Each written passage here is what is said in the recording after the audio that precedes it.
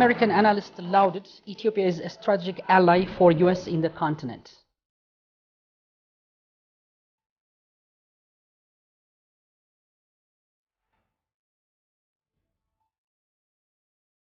And the British Interior Minister defended a controversial plan to deport asylum seekers in the UK to Rwanda.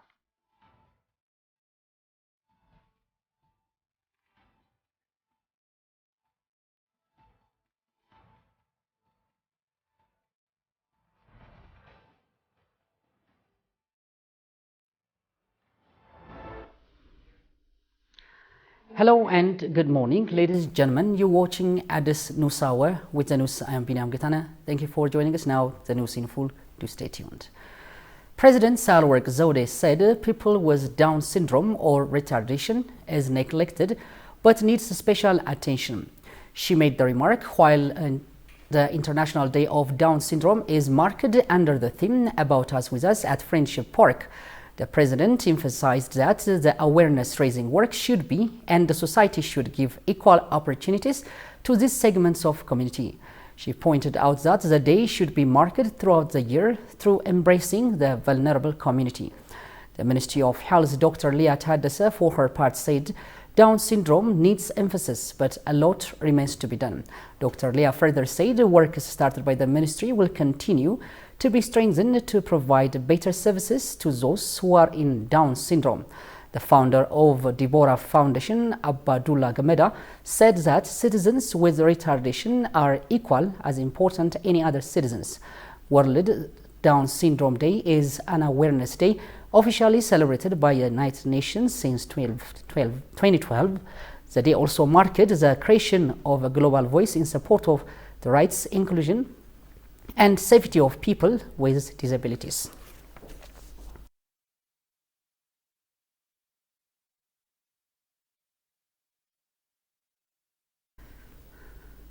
The American political and economic analyst Lawrence Freeman said, and a fellow American journalist Hamoud underscored that Ethiopia is a strategic nation in African continent. They also said the U.S. Secretary of State Antony Blinken's visit to Ethiopia is a clear indication of an attempt by Biden administration for a positive relationship with the East African nation.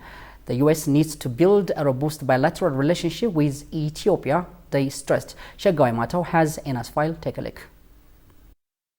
Secretary Blinken had an official visit in Ethiopia last week and met various officials in a bid to consolidate bilateral ties between the two countries. The American political and economic analyst Lawrence Freeman and fellow American journalist Hammond suggested that the United States and Ethiopia need to have robust bilateral relationships between them. Lawrence Freeman told Ethiopian news agency that the visit was a significant move by the United States to refresh the relationship between the two countries. It's clear that there's an attempt by the U.S. government to move forward in resuming some kind of positive relationship with Ethiopia. And I think that from what I can tell, the government of Ethiopia sees this visit as positive and significant in resuming the relations with the United States.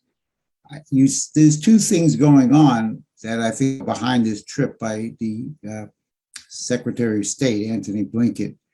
One is that since the summit, U.S.-Africa summit in December in Washington, D.C., the Biden administration has sent over a number of officials, and more are on the way, to try to regain its influence in Africa. The summit in December in Washington, which the Prime Minister Abiy Ahmed attended. Freeman also added that the United States is of course seeking to influence what's on the African continent. However, this high-level visit by Secretary of State Blinken is more than that. For this high-level visit by Secretary of State Blinken is more than that. I think the United States or some faction of people in the government, in the Biden administration, have realized that it's to have a working relationship with Ethiopia.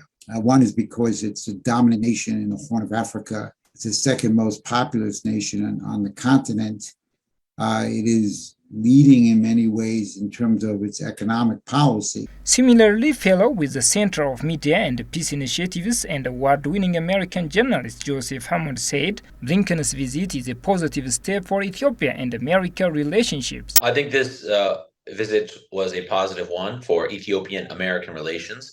I think that this visit is a victory for those in the administration who support stronger relationship between the United States and Ethiopia. I think that within the White House and the administration, there have been two factions on the approach to Ethiopia, and the trip is a real victory for those of us who support stronger U.S.-Ethiopian relations. I think that the outcome here will be to the beneficial of both countries. As the U.S. government has given special attention to building a better relationship with Africa, Ethiopia is a very strategic nation in the continent, Hammond added. That one of the big priorities for this administration is to build better relationships with Africa.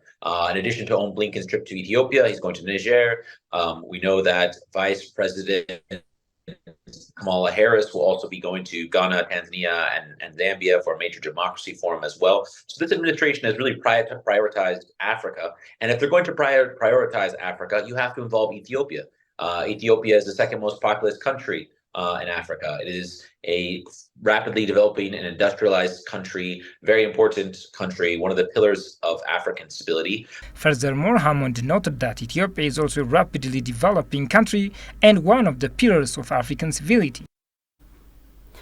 The Ethiopian Air Force is currently revitalizing itself to further upsurge its capabilities as well as to guard local and regional peace, said Lieutenant General Yilma Merdesa, the Commander-in-Chief of Ethiopian Air Force.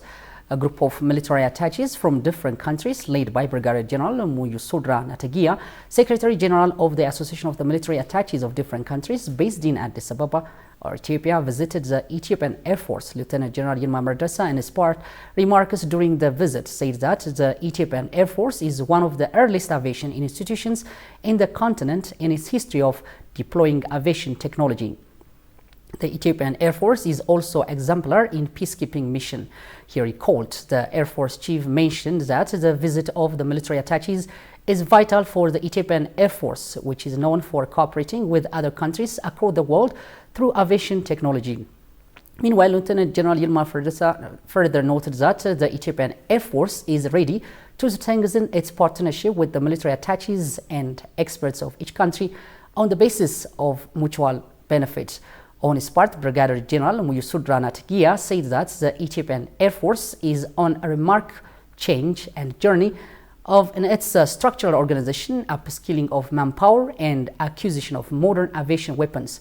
Colonel Marco Podi, the Italian military attaché in Ethiopia, and Colonel Jean-Marc Ozan, the French military attaché, stated that they have strong ties with Ethiopia in military and other fields.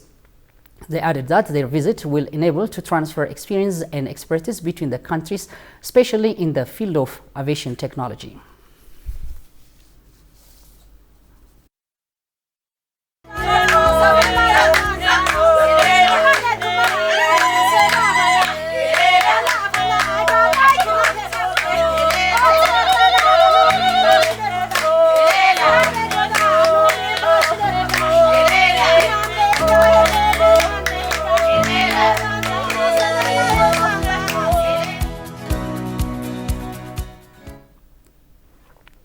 Scholars said from South Africa and Gambia said that the transitional justice which their countries have put in place formally is best solution for countries such as Ethiopia experiencing conflicts.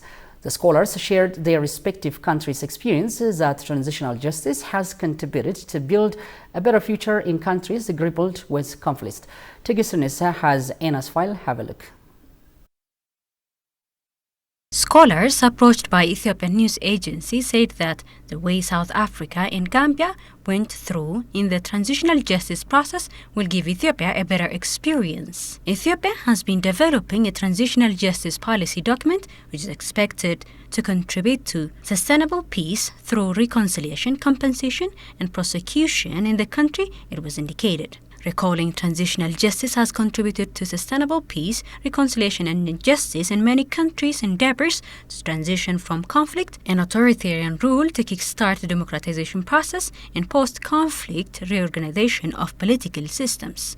As many African countries have ample evidence of transitional justice practice, among which South Africa and Gambia are mentioned in this regard. The head of the Institute for Justice and Reconciliation at the University of Freetown in South Africa, Professor Tim Muruthi, praised Ethiopia for starting the process of transitional justice to solve its problems. The professor, who has also done extensive research on transitional justice in Africa, said that Ethiopia is a historical and symbolic country of Africa and hoped the transitional justice would solve the deep-rooted challenges. We are here to support, provide some ideas, to share some ideas with the Ethiopian government, the Ministry of Justice, on how to design its transitional justice policy going forward. For me, I think the important thing is identifying what happened in the past, how the people are dealing and coping with this. So I think there's an element of mental health, psychosocial support to individuals and communities who have been affected, the victims and the survivors, but also to look for how going forward, we can begin to undertake peace-building processes across all of the regions of Ethiopia, including all the regions that were affected, to find a way to build a much more nationally cohesive and socially cohesive society going forward. If I would appeal for anything, it would be that the process be consultative, that everyone is included and everyone is consulted, and it would be transparent too, that everyone knows exactly what's going on. I think that's very, very important in every transitional justice process. Gambian scholar Dr. Papa Gale Jallo stressed on his part that the importance of transitional justice, especially for countries like Ethiopia, is unquestionable. A society cannot move forward without dealing with the past, especially with past human rights violations.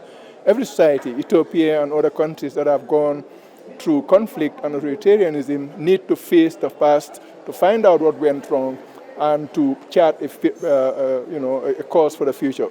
So it's very, very important that Ethiopia goes through this process.